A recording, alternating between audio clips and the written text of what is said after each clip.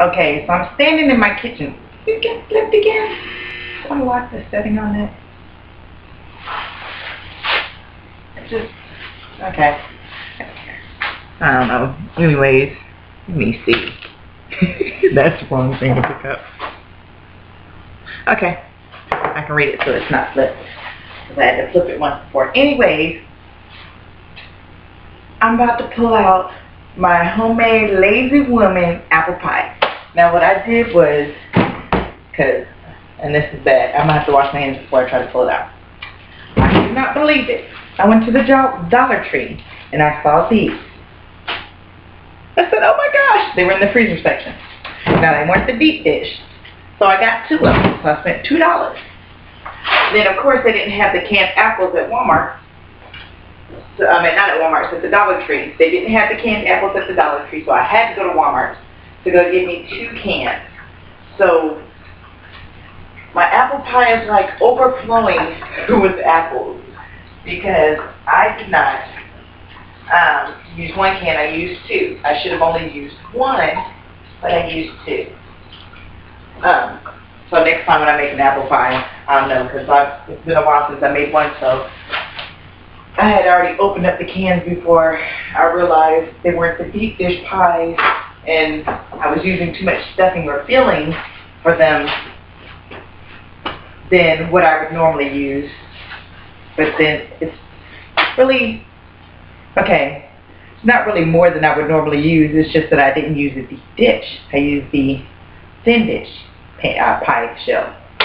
So it just had too much stuffing and too much filling. It's like oozing out a little bit. It's not pretty, but it tastes good. It's not pretty, but it tastes good. So I'm about to pull it out. And I'm about to eat me some ice cream. And it's about to be oh so good. Where's my other drink? I left it in there.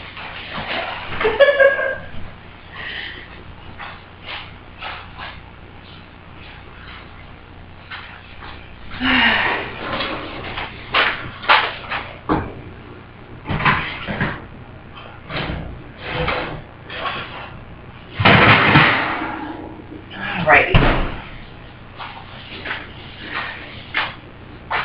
My homemade apple pie. Let me stand off to the side. See, so it's got filling and stuffing oozing out of it because the crust is sitting on top of the apple, so that tells you how much. So 4. I would have been so pissed if that would have fell on the floor. Anyway, let me set that down before I get upset.